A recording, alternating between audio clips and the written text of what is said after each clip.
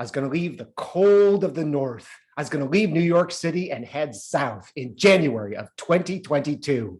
So I packed up all my stuff and I was set to go. I got on one of those blue city bikes and I pedaled across town. I love New York, but I had to go south. I had to go south and discover me, find me even in the Confederacy. I rode over to Penn Station and I bought a ticket on Amtrak. Right. I was going to go on Amtrak. I was going to go on their route that took you south to Georgia. And they had a mask mandate, of course. So I put on my mask and I got on the train and I sat down and found myself a great seat. I was looking out the window, watching the Hudson go by. And I suddenly realized there were all sorts of people around me who weren't wearing masks. What's that about? We're all supposed to be wearing masks. That's crazy. And then they started talking and shouting and eating. So I decided I had to move. So I moved to another car and everybody was coughing. So I found a car that was empty seats. Then more people got on and they weren't wearing masks. So I moved again and more coughing. Everyone was coughing and not wearing masks. What's going on Amtrak? But then more people sat near me, drinking, shouting, no masks. I moved, coughing. I kept moving, coughing. Everyone was coughing, not wearing masks.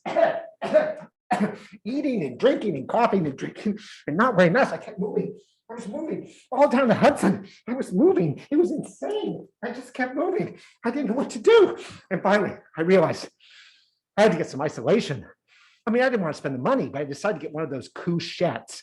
I don't know what they're called here, but it's like those things in France. They just have a little bed in them. It cost a lot, but it meant I would be isolated. Also, it meant that I could go into my little couchette and I could take off my mask. How wonderful was that? So there I was in my little couchette, relaxing as the train sped south. It was so romantic. I was so excited.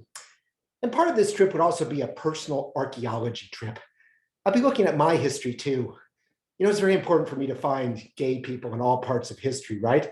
But it's also important for me to find me in my history. You see, in high school, I kind of knew I was gay and I kind of knew that I was surrounded by gay people, but everyone was in the closet, right? Because in high school, everybody's suspicious of the teachers and the kids and everybody's looking at over each other's shoulders. So it was sort of scary, right? And so I was determined to revisit my personal history, to do my personal archaeology and find out what went wrong. Because when I went off to college, I expected something very different to happen. I expected the gay world to explode and it didn't. And that was very weird, kind of disappointing too. Anyway, as I explored the South, looking for my documentary evidence to give myself a history everywhere, even in the Confederacy, I would also explore myself. The train sped south 18 hours, and next morning it was in Atlanta. Da da da da da da da da da da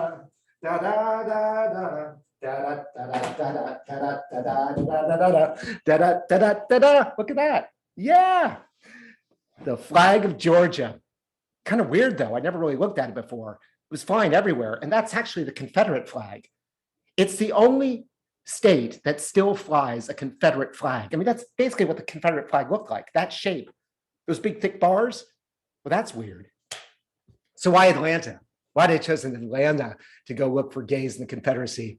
Well, Atlanta has incredible symbolic importance because that's where General Sherman began his march to the sea. You see, the generals in the Union Army were sick of the South. So they launched this campaign to march from Atlanta all the way to the ocean at Savannah, to go through Georgia and destroy everything.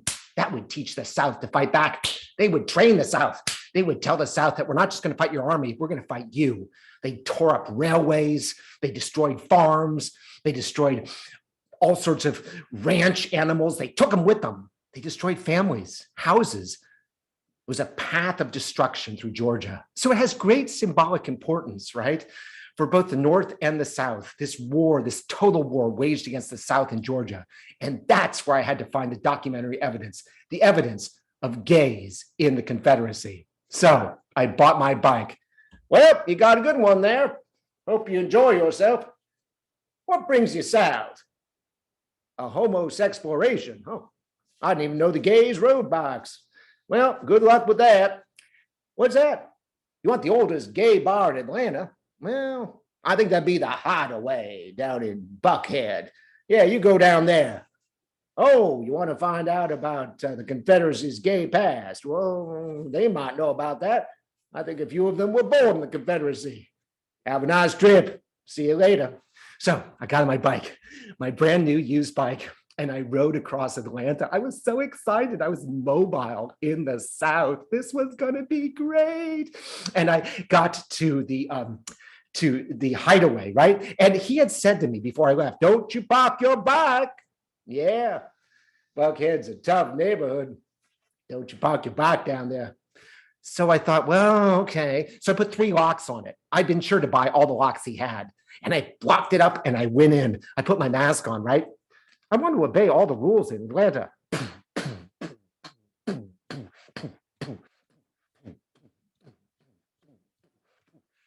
Well, it was a typical gay bar, right? Thumping disco music. And I went up and I ordered a drink. I just got some seltzer water. I don't really drink, right? And I was trying to mask and drink and, be a good citizen, all that. And I felt foolish because nobody else was wearing a mask. So I kept doing this mask and drink thing. It just got crazy, went on all night. And then I started asking people if they knew anything about gays in the Confederacy. Do you know, I had to shout over the music, do you know anything about gays in the Confederacy or Confederate gays or rebel homosexuals? And I think they thought I had some sort of like a kink thing, like I wanted to find a back room where people dressed up as Robert E. Lee, except no pants or something. I was like, no, I don't want, no, I'm married. I'm not interested. It was crazy. I wasn't getting anywhere. I was just causing confusion. And then all of a sudden, the floor show started.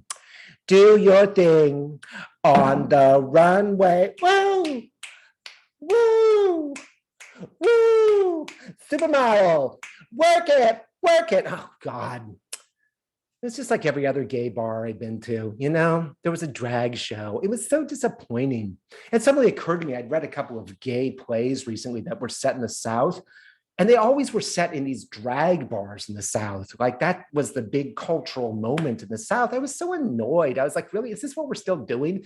Dressing up as women and like dancing on top of bars and singing RuPaul. Do your thing on the runway. Where'd you go? Oh, it's the sun. And okay, yes, it's a thing of mine and I have to get over it. I have to work through it. But I was getting, frustrated because I wanted to find stuff. I wanted to meet people. I wanted to learn about Confederates in the South. And this was just drag. So I left feeling kind of grumpy, but I headed out on the road. Oh, now I was actually headed south in the track of Sherman's March. I was headed south. The bike path was right on the highway. These trucks are incredible. It's kind of scary out on that highway. It was intense. I couldn't believe it. This is really their bike path? My God. Let's head out of Atlanta. Of course, Atlanta is famous because it got burned, right? Nobody quite knows who did it. Was it the Confederates or was it the Union Army? Nobody's quite sure, right? You see, the Confederates were pulling out and they blew up a bunch of supplies they didn't want the Union to have. And the Union came in and they kind of started some of their fires of their own. So nobody knows who's responsible. But of course, it's very famous from the movie Gone with the Wind, right? Because the city explodes at the climax. It just bursts into flame as an expression of Scarlett's psychosexual discomfort, right? Like she really wants to sleep with Rhett, but she won't let herself. So Atlanta blows up and burns. It's really exciting. It's also the setting for the start of a great movie called Sherman's March, which isn't actually about Sherman's March. It's about this guy, Ross McElwee, who is going to make a movie about Sherman's March to the sea, right?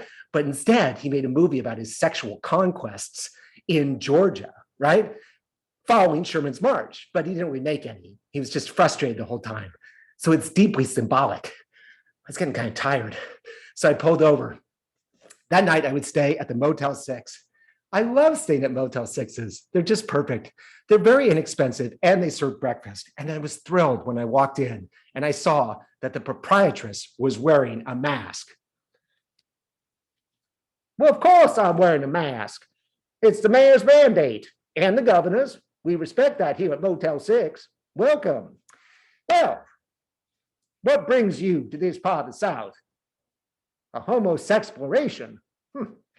Well, I've got nothing against homosex, but I caution you about doing it too loudly. Now, this is a family hotel, so there's two kinds of people here: parents who are tired and children who are over curious. If you make noisy homo sex, you might attract a lot of attention. Some of it might be interesting, but some of it not. Get my drift? What's that? You're looking for evidence of homosexuals in the Confederacy? Well, how about General Claiborne? Yeah, everybody thought General Claiborne was gay. No, of course, yes. Well, his problem was he never got married.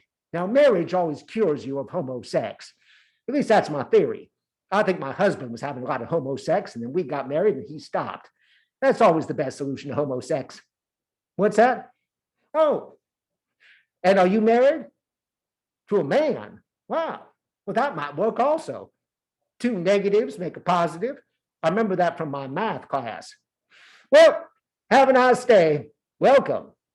My God, General Claiborne might have been gay. I never heard that before. He was one of the best Civil War generals ever. He was incredibly impressive. He was a Confederate hero, and he might have been gay. I never heard that. That's the great thing about travel. You go places, you meet people, and they inspire you to do research you never would have thought of doing. So next morning, I got up early, and I rode back to the battlefield of Atlanta. These trucks are terrible. And there I was at this battlefield, the Atlanta battlefield, where General Claiborne had fought.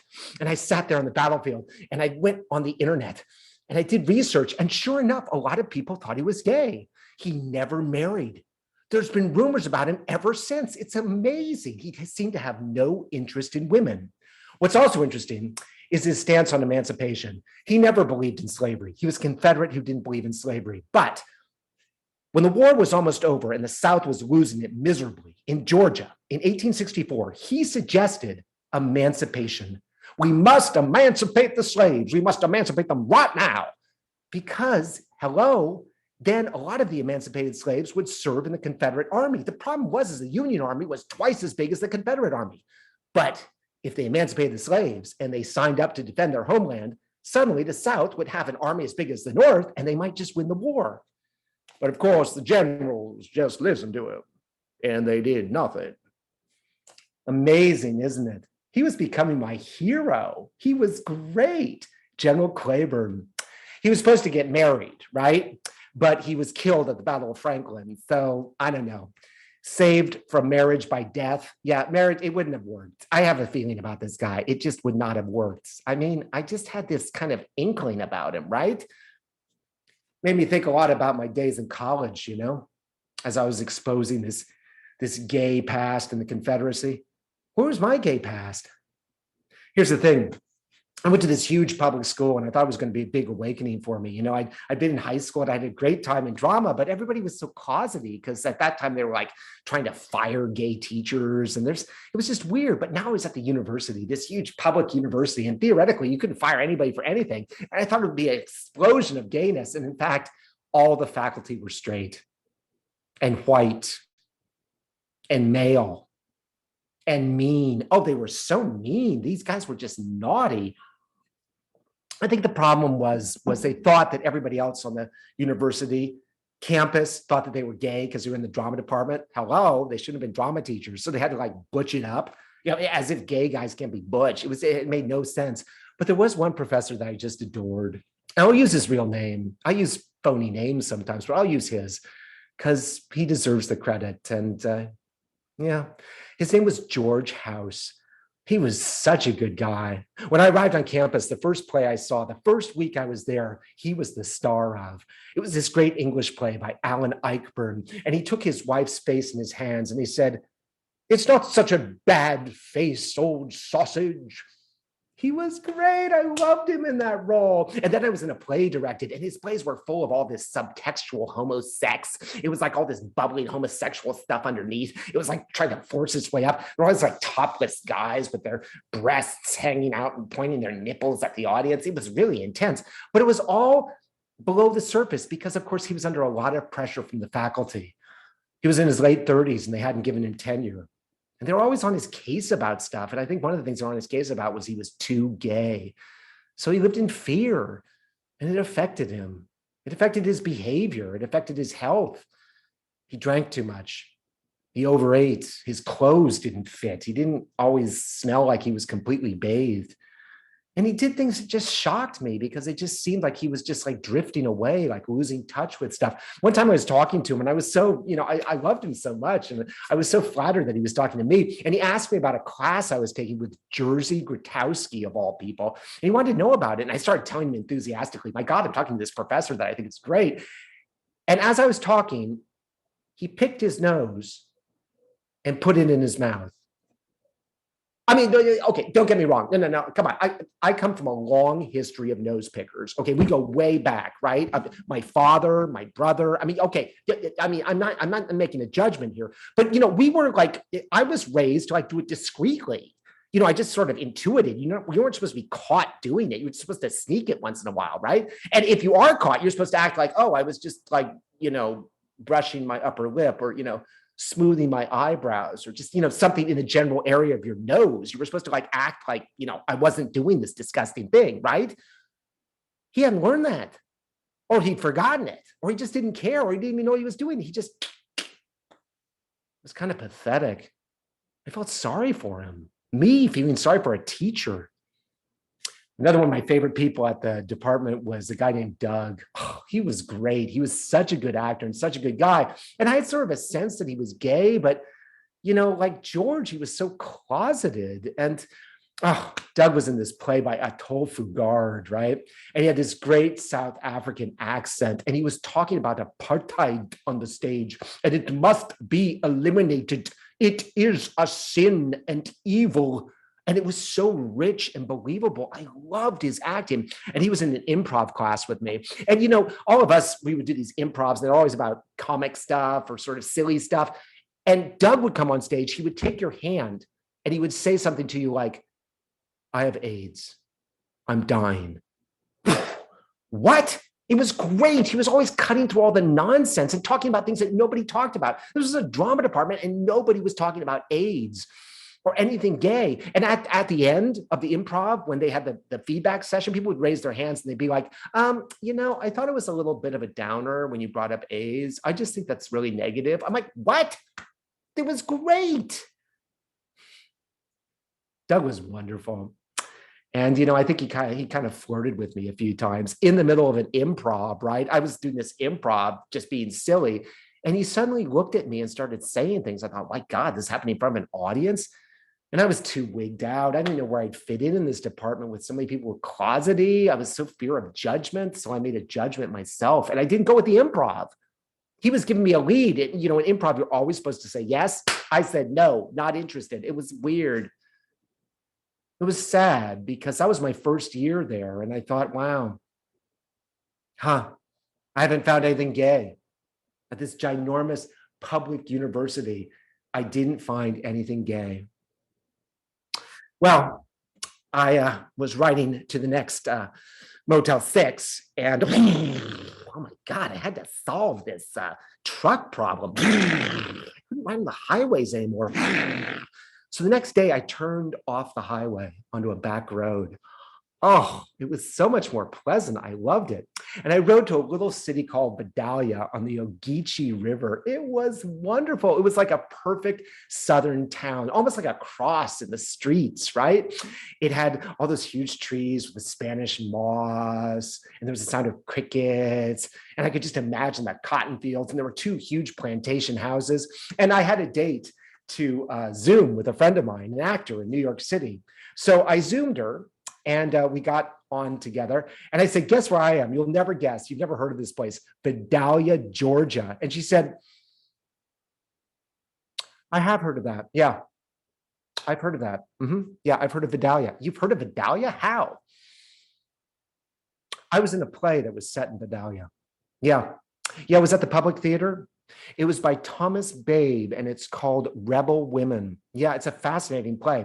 It's about 3 rebel women living in a huge plantation house in Vidalia, and they're waiting for the Union Army to come. General Sherman is approaching them, and they're very nervous. But as it turns out, the middle woman, middle in age, who's pregnant, ends up having an affair with General Sherman.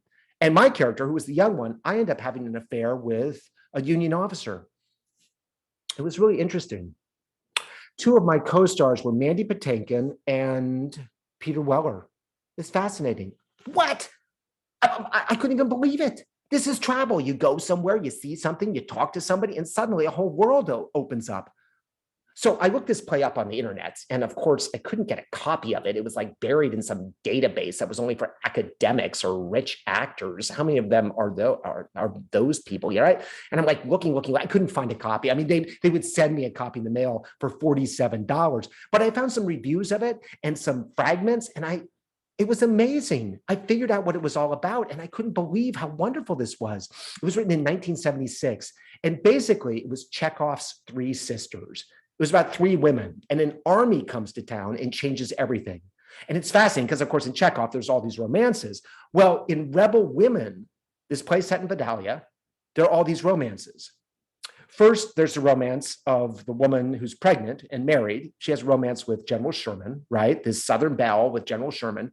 Then there's the romance of the youngest actress, who was my friend, with the Union officer. And then there's a third romance between two men, two Union officers. And these were the two characters played by Mandy Patinkin and Peter Weller. How hot is that? The king of musical comedy and the king of weird movies. It was great. I was like, wow, this is incredible. And then I thought, wait.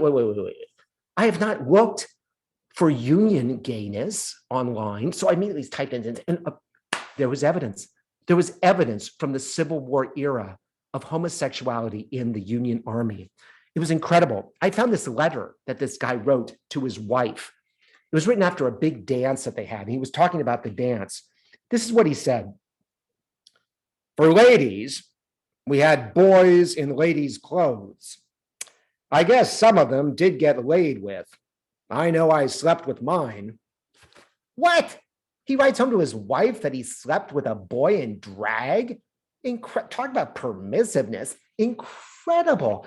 So this was great. I discovered homosexuals in the Civil War. They were on the wrong side. They were on the Union side. But now I knew they were there, and I could probably find them in the Confederacy. Things were working out. I was discovering it. My friend had given me a clue, and I'd followed the lead. I'd gone down the rabbit hole, and now I was discovering the truth of things. Wow. I rode away from Vidalia. It was magical. Wow. Here's the thing, though.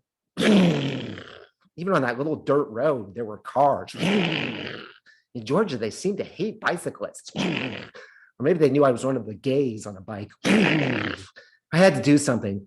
So I saw the Ogeechee River, and I rode over to the Ogeechee River, and there was a levee. And on the levee was a guy selling used canoes. So I walked up to him, and I had my mask on, of course, and I said, hey, I have a nice bike here. It's a Motivacon. It's from 1972, but it's a great bike. Can I trade that for one of your canoes? Of course, he wasn't wearing a mask. Are you kidding? I'm not going to trade one of my canoes for that bike. You must be crazy. I would never trade that. But what, for a bike? I have no use for a bike. Only the gays ride the bikes. Didn't you know that? My goodness, this is a nice canoe. I'll sell it to you. I have my mask on. Okay, yes, I'll just buy it. It's fine. So, what brings you to this part of Georgia? What you doing down here? What's that? And I didn't want to tell him about my homo sexploration, right? Because it kept leading into weird stuff. But I also didn't want to be in the closet, right? Because I spent too much of my life when I was young doing that. So I just got very nervous because I wasn't answering the question. And it suddenly occurred to me I had to say something. So I just blurted out, I'm gay. Well, that's all right. Everybody's gay once in a while. I mean, you got to be gay to blow off steam. Just don't stay gay too long. You'll end up on top of a bar dressed as RuPaul singing. Have a nice time on the Ogeechee River. Bye. Wow. There I was. I put my bike on my canoe, and now I had freedom. I was just rowing down the Ogeechee. It was so peaceful. The weather was totally fine, even though it was January. I had a jacket on. It was bliss. And there were no cars, no other boats, nothing. It was perfect. I loved it. I was in heaven, just moving down that river. In my second year, things got better at college. They got a lot better. You know what I mean? everything changed because these graduate students showed up and they were all gay. Jay, Johnny, and Nick. And they changed everything because they had some power. They had some authority, right? And suddenly they were just gay, gay, gay, gay, gay. I remember one day Johnny walked up to me. I was like 18. And he said, "What's your name? Huh? What's your name?" And I said, "Oh, it's John Fisher. Miss Fisher, nice to meet you. Are you straight or gay?" I don't know. Are you a virgin? I'm not sure. I mean, you must know if you're a virgin. Oh, come on, Miss Fisher. We have to make you gay. We're going to put some drinks in you. We're going to have you over for a party. You're just going to be gay, gay, gay, gay, gay. It's a drama department, Miss Fisher. You should be gay. Come on, let's get started. Party. It was like a shot of tonic. I loved it. It was incredible. Suddenly, there I was. College had started for me, and I thought it was magical. So I was rowing down the Ogeechee River and I passed the state capitol, the Georgia state capital of Milledgeville. There was a huge battle fought at Milledgeville, right? In 1864, Sherman's army entered and the Southern Army didn't have enough troops to defend it. So they left. Yeah, I guess they were hoping they'd emancipated the slaves like General Claiborne had mentioned, yeah? That would have saved things. Well, they didn't. They didn't have enough troops, so they left. And the North moved in and they set up a phony legislature, sort of a joke legislature. And they declared all slaves in the South free, and the state of Georgia returned to the Union. Amazing. I was getting this whole rich history and I was sniffing out the future. I was sniffing out what might happen next. And the best thing about the canoe was at night, I didn't have to do anything. I could just drift. So I just lay down in my canoe, all comfy, and the sun would go down. It'd just be me and my canoe out in the middle of this river, floating down through Georgia, pure bliss. And I'd light a candle to give myself just a little light. And I just drift all night. And I was being transported through Georgia, and I wasn't even doing anything. I was just floating. It was incredible. You know, Ross McElwee, he talks in his movie about all of his anxiety about nukes. That movie came out at the same time I was in college, and he says he was always afraid of being nuked. And I lay there that night thinking about that, because that's how I went through college, terrified of being nuked. I always thought the Russians were going to nuke me, right? And there was a lot of entertainment that told me they were. The Day After, that TV series, right? Miracle Mile, that movie, Testament, that horrifying movie, America, Red Dawn. There's going to be a war with the Russians. And if I ran out of that, there was the old stuff, the Missiles of October, On the Beach, Failsafe, Radiation War. But in Ross McElwee's situation, I think he realized that it was his sexual frustration that was making him focus on nukes. It was the same with me. I was so closety. I was so out of it. I was so alone. Suddenly I thought this horrible thing was going to happen to me. And why think about stuff like that all the time, right? There's nothing you can do about it, really. It was interesting. So as he moved south, General Sherman moved south, conquering Georgia. And I was moving south, headed towards Savannah. Yeah, that's where Sherman was headed, because there the Navy, the Union Navy would meet him and he'd get supplies. Now he's just living off the land. And I was just floating down the Ogeechee River. And when I got to Savannah, I knew what I'd find. I'd find the club where the Lady Chablis performed. Oh my God, I loved her. I just wanted to see her club, right? The Lady Chablis, you probably remember from that great book, Midnight in the Garden of Good and Evil. What a wonderful story. And she stole that book. And then Clint Eastwood made a movie and she stole that movie. She just cleaned up right and left. She was wonderful. But the best part about it was she wrote a great book. It was an autobiography. It was called Hiding My Candy. Yeah, her candy is her thing, her tea. Yeah, that's what she calls her, thing down there. She doesn't want you to know what it is or what's down there, unless she does, unless you're getting friendly, unless you're making friends with the Lady Chablis. Otherwise, she just talks about her tea, her candy, her thing, right? I remember reading that book and being surprised at how political it was. Yes, she was a campy performer. Yes, she was a drag artist, but she was always fighting for equality, for equity, for recognition, for trans people, for gay people. And I began to reassess my attitude towards people singing in bars and drag performers, just getting up and doing RuPaul. No, there was defiance in these people. Remember that drag queens participated in the Stonewall riots in 1969, right? They were at the forefront. They participated in the Compton cafeteria riots earlier in San Francisco. They participated, my God, Jose Saria in San Francisco, going back to the 50s, was a militant drag queen. I had to get over my prejudices, my weird attitudes about drag performers. They were political. It did mean something, especially in the South, where things obviously need to change or grow or deepen. Yeah. But that book also made me think that it was interesting because a lot of the people in that book were gay, like Jim Simpson, who was the leading character in the book. He was a powerful person in Savannah. He was one of the oligarchs, and he was gay. And maybe I had to stop looking for gay people amongst the officers, the soldiers. Maybe they'd be in the people who led the Confederacy. Yeah, I would have to think about that. A lot of inspiration, the Lady Chablis, that book. Perhaps the oligarchs have been gay in the Confederacy. Wow. Next morning, I woke up, and I was approaching Fort McAllister. Now, Fort McAllister was heavily defended. And as Sherman approached it, he realized that he wasn't going to get to the sea. He would never make it to the sea because Fort McAllister would defend it. It would prevent him from getting to his supplies. The Union Navy was off Savannah, and he had reached Savannah, but between him and the Union Navy was Fort McAllister, so he'd have to fight his way into Fort McAllister. So early in the morning, he launched a devastating assault on Fort McAllister.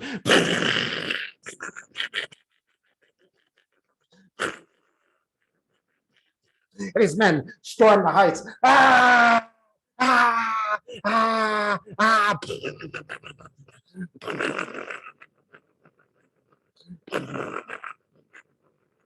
And they battled their way into Fort McAllister. And they defeated the Confederacy. Yep, they should have emancipated those slaves, right? Yeah, and they would have enough men. Okay. The Confederacy lost, and they got to their fleet.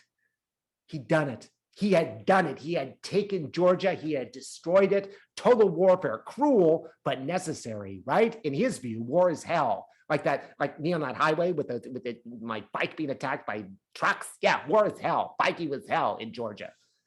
Well, say what you will about Sherman. He'd done it. He'd gotten to Savannah, and there was a Union fleet. He'd rendered a huge defeat on the South. And here I was in Savannah. Suddenly I was there, and I knew exactly what I wanted to do. I wanted to go to Club One, where the Lady Chablis used to perform.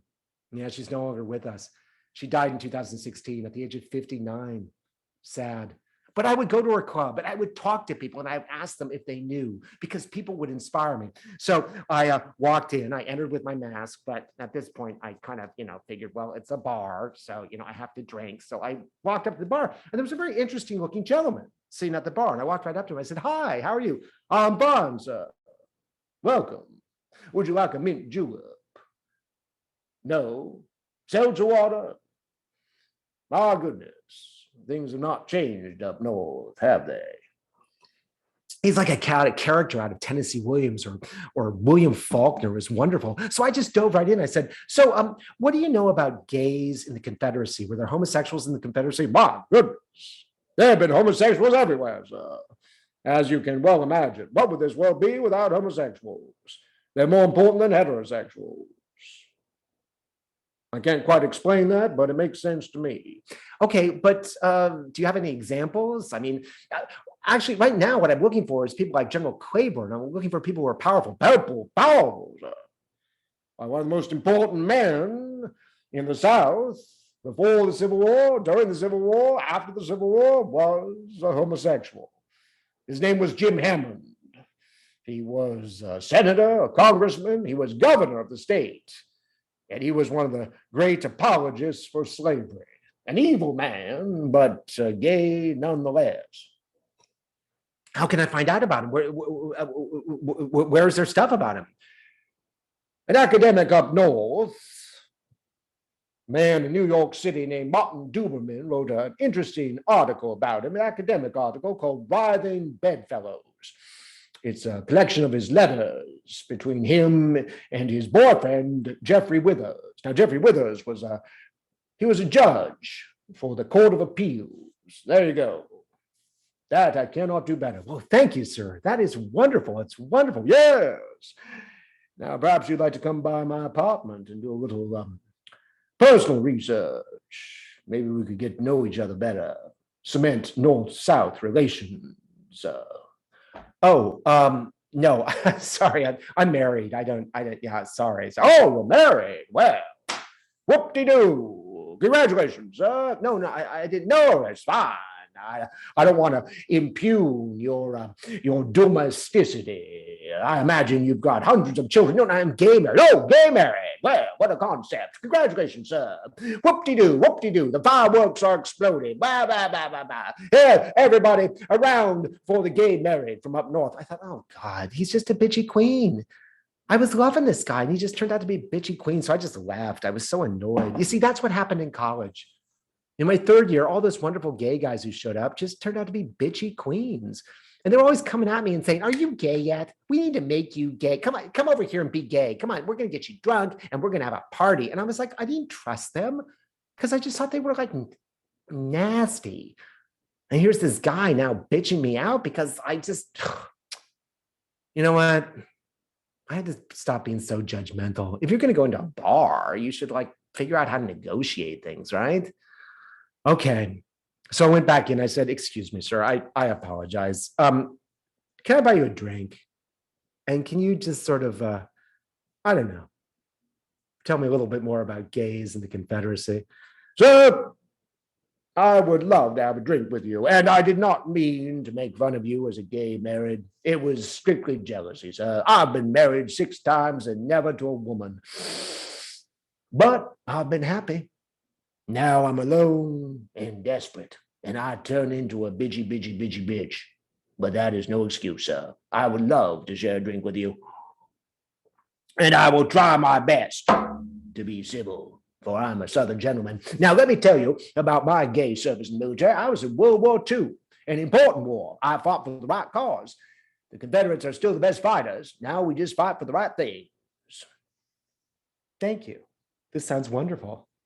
So after I was done with him, I went and I looked up on the internet this article, Writing Bedfellows. And of course, I couldn't get at it, right? It was like all stuck in these academic databases, which I couldn't access because I'm not an academic. But then I realized that the letters that are in this journal, Writing Bedfellows, in this article, all are held in South Carolina, in Columbia, the capital. Yes, there's a library there called the South Caroliniana Library, right, on the university campus. So all I would have to do is go to that library, which was just up the next river in the next state up, and whoa, I could look at the letters myself, the actual letters. That would be great. So my adventure would continue, and I would be following the route of Sherman because after he got to Savannah and destroyed Georgia, he headed north into the Carolinas because he hated the Carolinas. They were the worst of the Confederacy. Here's the problem. I couldn't row that canoe. The canoe can't row upriver, and it certainly can't drift. I'd be like 6 years getting up that river, the Congaree River. There was no way I could do it in the canoe. So I went down to the levee again, and I got my canoe, and I went over to a guy who was selling, oh my God, he was selling used sunfish sailors. I grew up sailing a little sunfish. I knew how to sail it. It was a very simple little boat. So I said, hi,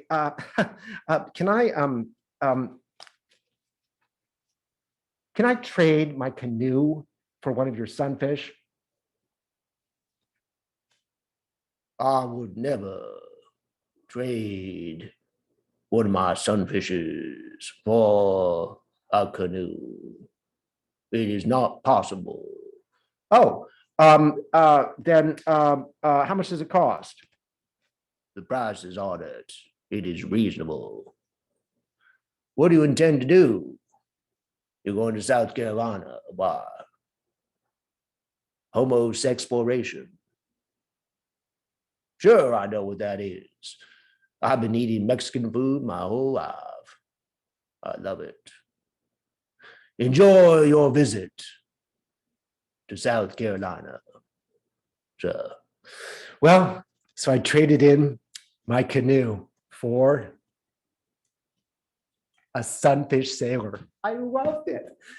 This is when I grew up. My daddy showed me how to sail these. I had a tiller and my little main sheet, and I even bought a South Carolina flag.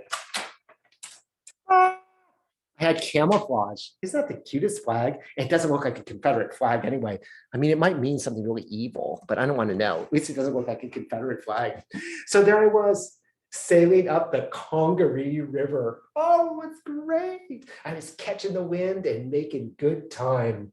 This is going to be great. And I was following the path of Sherman.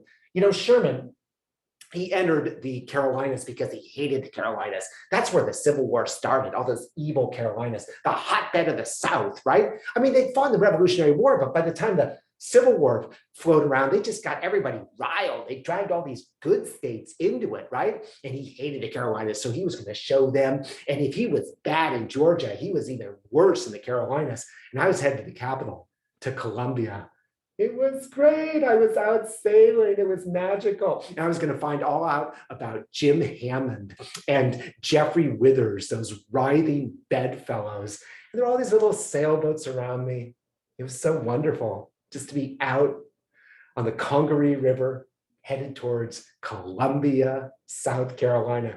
And I saw a little sailboat just like mine. It looked exactly like mine. It was a little sunfish.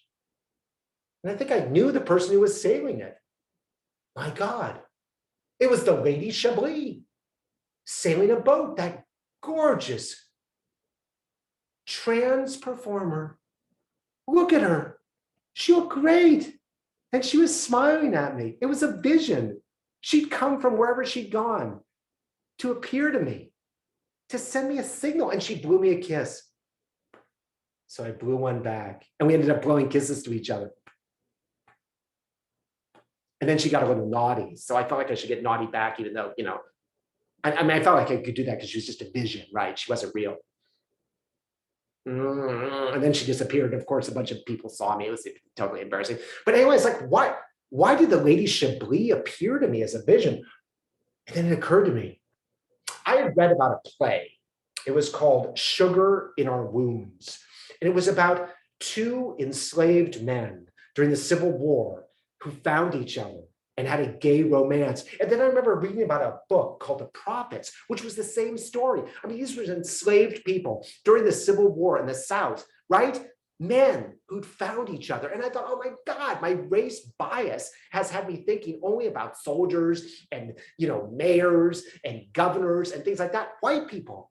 I hadn't considered that there must have been homosexuals amongst the enslaved peoples. So that'd be great. When I got to Columbia, I would also look in slave narratives for evidence of that. Oh my God. Thank you, Lady Chablis. Wherever you are, wherever you've gone, she has great taste in sailboats. A sunfish. She came back from the past just to blow kisses at me and inspire me. I loved her. Well, there was no drifting up the Congaree River. I was going the wrong direction. So I would lose time at night, right? So I couldn't just drift down the river. So I thought, maybe there are all these showboats around, you know, those big paddle wheelers, but they weren't really like the showboat in the movie, right? They were like casinos and they had discos on them. But I thought maybe I could lash my little sailboat to one of them and it would drag me up the Congaree River. So I was getting close to one, right? And it started making all those sounds from the paddle wheel. I almost crashed right into it. And then I turned at the last second and I lashed myself to this showboat. And there I was, lashed to a showboat. It was perfect. And now I could just lay on my little boat and be dragged up the Congaree River. I was so excited. And I was hoping I'd hear some old Southern music, like Dixie music, da da da da da da da da da da, but all I heard was disco, right? All they played was disco.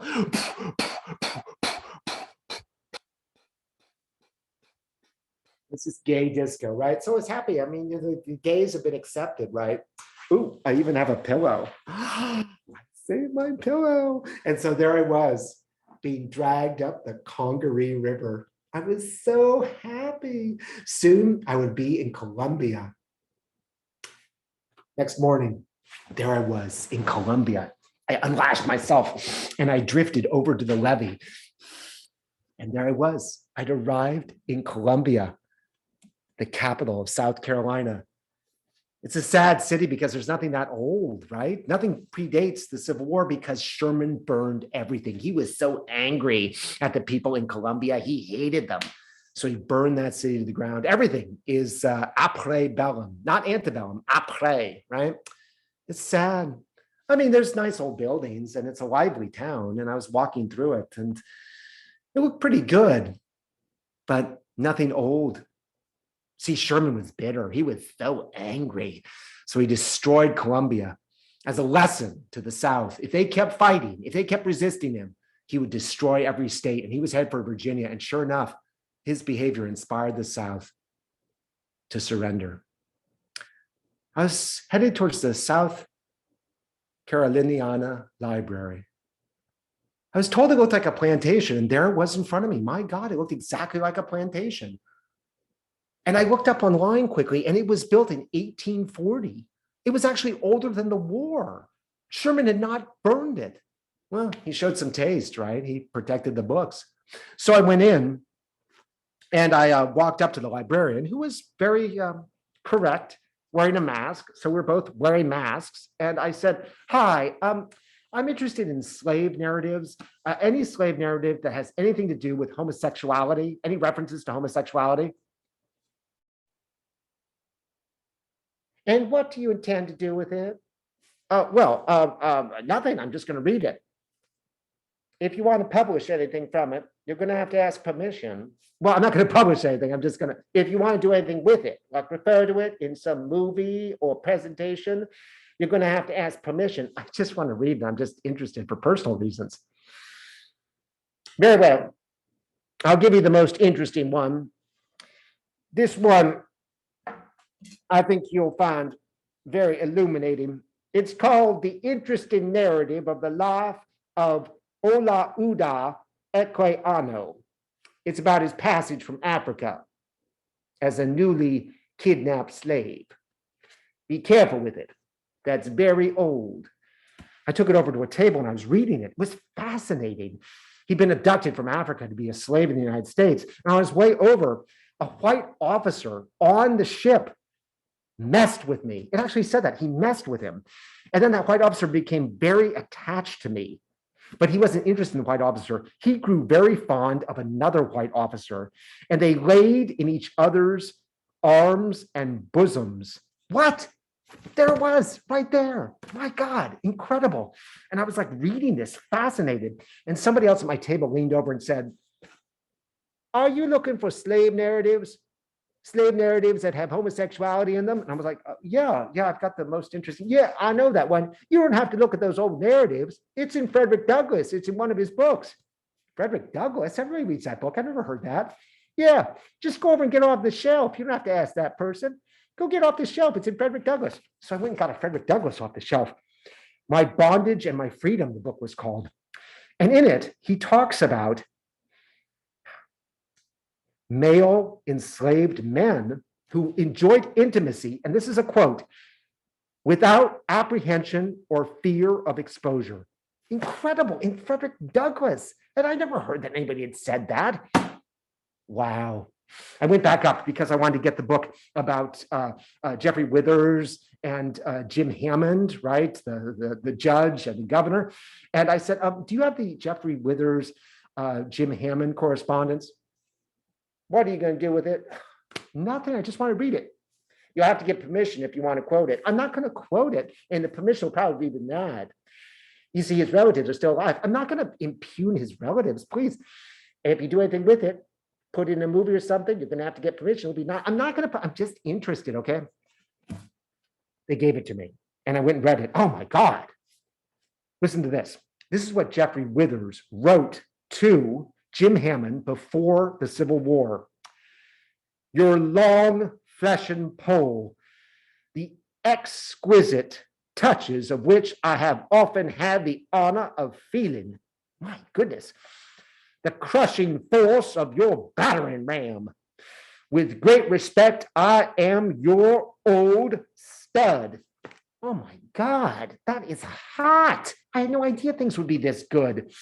And then he gets very jealous of Jim Hammond. He says, your elongated protuberance, your flesh and pole has captured corrupt mastery over you. And I really believe that you are charging brain like an ass at every she-male you can discover. My God, this is hot. I had no idea to be this good. And then the person at the table leaned over again. Are you interested in lesbians? What? Are you interested in lesbians in the Confederacy? Yeah, sure, of course. I never thought of it. Yeah, if you look in General Sheridan's memoir, he talks about some lesbians from the Confederacy who managed to get into the Union Army. Take a look at that. Wow, this is great. So I went over and I got a copy of his book off the shelf, right? So this is from General Sheridan's memoir, right? He was a Union general, and this is from his memoir. He says that two Amazons from the South managed to get into the Union Army. They were intimate with each other. And then they nearly drowned because they drank too much Applejack, he says, and their sex was disclosed when the doctor resuscitated them. I'd even found the lesbians. This was incredible. Wow, I'd done it. I'd found them. I'd found homosexuals everywhere in the Confederacy. I'd even found lesbians. I found them in the Union Army. I'd found everything. And it was all because of this journey. It was so magical. And of course, I quoted without permission from those letters because, well, too bad. I didn't get permission. I just did it. So now it's done and I don't regret it. And I thought back about my fourth year in college, which was probably my best. What happened that year is I met my husband. Yeah. And he explained it all to me. You see, I thought it'd be this big explosion of gayness, gay, gay, gay, gay, gay. But my husband was just a nice gay guy. And he made it okay. So I didn't have to deal with closeted guys or mean faculty or bitchy queens. I just had this fun guy. Had him ever since. He inspires me to take these journeys, to always look for gay people. They're everywhere. Doug, I don't know what happened to Doug. He was wonderful, but George House, the professor, he died at 40. It was so sad. A friend of mine told me on the phone. I thought, well, he seemed to have fun in his life, but God, what a struggle. Those gay guys, yeah, Jay and Johnny and Nick, I still know them and they're still the same, right? But it's interesting being inspired by people on a journey, the Lady Chablis, all those people I met along the way, incredible. And then they get you thinking differently. And then you look stuff up and then you can't find it. So you look somewhere else and you actually end up finding the stuff. It's all out there. That's the wonderful thing I found out about research. It always leads you to the right place. And you know, it's theatrical, right? Research is theatrical because you go on the road, you see things, you get inspired by people. It was so exciting. So that was my journey, my homo sexploration, my venture into the South in the middle of Omicron in January 2022. And I found my documentary evidence of homosexuality in the Confederacy. Yay! People often ask me if everything I do in these pieces is true. Well, no, I did not venture into the South during Omicron, but the quotes are real and my college stuff is real. And I've gone on these sorts of adventures looking for stuff and found out all kinds of wonderful things. So in a way, I did take a journey tonight into the South on the Ogeechee River, the Congaree River, to Columbia, to Savannah, to Atlanta. Never been there. I actually have a friend in Atlanta, and now I have another friend in Savannah. So one day, my husband and I will go to those places, and hopefully I'll come back with more stories about gays everywhere. Thank you so much for joining me. I will be back next Saturday at 8 p.m. with another news show. And at the end of the month of February, on the 27th, I'll be at Arts on Site for 2 matinees of a show there. So check that out. I'd love to have you join me in person. I love performing online, but I also like to see a real audience. You've been great tonight. Much love to you. And yay! Let's hear for Georgia. Let's hear for South Carolina. Let's hear for New York City. Yay! And let's hear it for the Lady Chablis. Oh, good night.